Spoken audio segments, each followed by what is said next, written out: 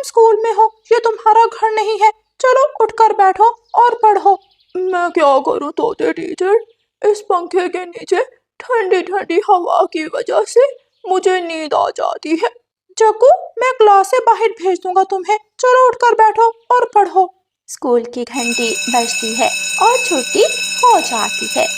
सब छोटे पक्षी अपने अपने घरों की तरफ उड़ते हैं, लेकिन जग्गू कौवा बरगद के बड़े पेड़ के नीचे लेटा सो रहा था।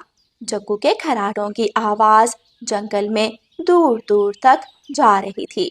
आसमान की बुलंदियों में उड़ती चील पेड़ के नीचे सोए हुए जग्गू को देख लेती है और जग्गू के पास आकर बैठ जाती है। ऐसे सो रहा है जैसे पूरे जंगल का काम ये कौवे का बेटा ही करता है। चल उठ जा यहाँ से, तेरे खर्राटे मुझे तंग कर रहे हैं। चील की आवाज सुनकर जग्गू उठ जाता है और चील को अपने इतना करीब बैठा देखकर बहुत डर जाता है। जग्गू जल्दी से बैग उठाता है और घर को भागता है। अगर मेरा पेट भराना होता तो तुझे बताती। बच गया मम्मा, आज तो मैं बच गया, वरना चील के पेट में होता। क्या हुआ जग्गू बेटा, और आप इतने लेट क्यों हो गए? मम्मा, मैं तो थक गया हूँ पढ़ाई से, मुझे नहीं करनी पढ़ाई।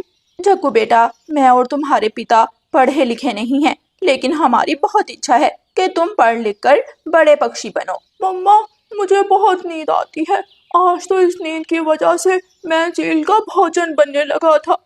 सब छोटे पक्षी मैदान में फुटबॉल के साथ खेल रहे थे। मैदान से थोड़ा आगे पुराना कुआं भी था। बच्चे फुटबॉल से खेल रहे थे कि फुटबॉल पुराने कुएं की तरफ चला जाता है। मैं लेकर आती हूँ फुटबॉल दोस्तों, ऐसा कहकर चिंकी पुराने कुएं की तरफ उड़ती है। चिंकी चिड़िया इधर उधर देखती है, लेकिन उसे कहीं भी फुटबॉल नजर नहीं आता।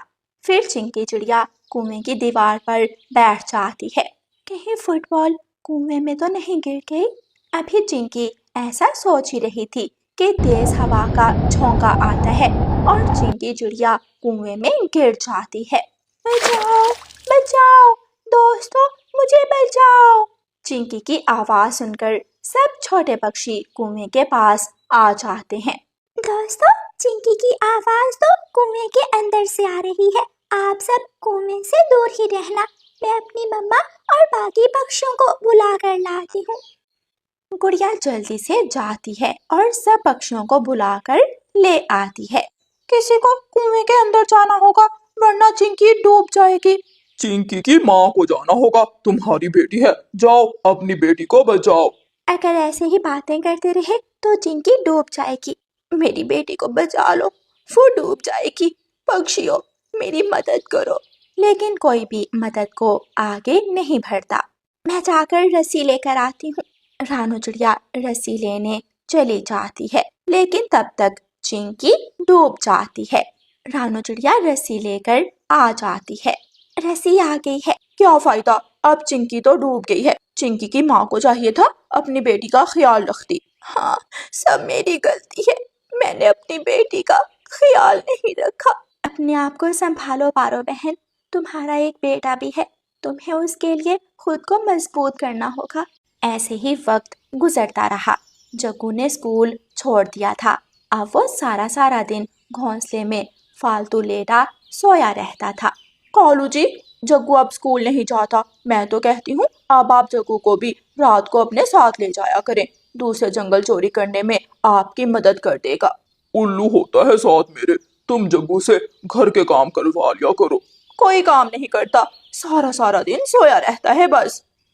रानू चिड़िया और बाकी जंगल के सब पक्षी बड़े पेड़ के नीचे जमा होते हैं। पिछली बार की कुएं की दुर्घटना तो सबको याद होगी दोस्तों। बारिश की वजह से कुएं का पानी फिर से ऊपर तक आ गया है, इसलिए आप सब खुद ही पानी लेने आया करें।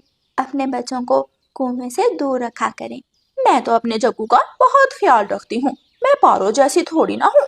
पारो बहुत दुखी हो जाती है। पारो, अब अपने बेटे का ख्याल रखना, ऐसा ना हो वो भी सीधा कुएं में जाता रहे। ऊपर वाला ही आपको इसका जवाब देगा गोरी बहन। पारो ऐसा कहकर वहाँ से चली जाती है। तुम सबने देखा कैसे जुबान चला कर गई है, बहुत बदलिहाज है ये पारो। गौरी बहन, आप भी कुछ कम नहीं हैं। सब पक्षी अपने घरों को चले जाते हैं। अगली सुबह हरियाली तोती गौरी के घर आई हुई थी। हरियाली, तेरा पति क्या काम करता है? तोते जी तो वही फलों की दुकान चलाते हैं। मम्मा, पानी पीना है। जग्गू, मुझे हरियाली आंटी से बात करने दो। जाओ रसोई में जाकर पानी पी लो। जग्गू रसोई में जाता है, लेकिन रसोई में तो पानी का मटका खाली ही पड़ा था। मटका तो खाली है, मैं जाकर खुद ही पानी ले आता हूँ, मम्मा भी खुश हो जाएंगी। जग्गू मटका उठाता है और कुएं से पानी भरने निकल जाता है। जग्गू कुएं पर पहुंच जाता है। चिंकी भी इसी कुएं में गिरकर मर गई थी, वैसे वो गिरी कैसे होगी? जग्गू ऐसा सोचकर कुएं की दीवार पर जाकर बैठ जाता है। फिर से तेज हवा का झोंका चलता है और जग्गू कुएं में गिर जाता है। लूसी, जो कुएं से पानी भरने आ रही थी, जग्गू को कुएं में गिरता देखकर वापस भागती है और सब पक्षियों को इकट्ठा करके ले आती है। मेरे बेटे को बचा लो, मेरे बेटे को बचा लो। जल्दी कुछ करना होगा, इस बार बिल्कुल देर नहीं करनी हमें। पारो जल्दी से अपने घर की तरफ भागती है और रस्सी लेकर आती है। पारो रस्सी को अपने साथ बांध लेती है। आप सब इस रस्सी को मजबूती से पकड़ो, मैं अंदर जाती हूँ। सब पक्षी मिलकर रस्सी को मजबूती से पकड़ लेते हैं और पारो चिड़िया कुएं में जाती है। पक्षी रस्सी को आहिस्ता आहिस्ता छोड़ रहे थे। जग्गू बेटा, मेरा पंख पकड़ लो, जल्दी करो। जग्गू पारो चिड़िया का पंख पकड़ लेता है। फिर सब पक्षी मिलकर पारो को ऊपर खींच लेते हैं। गौरी पारो के गले लग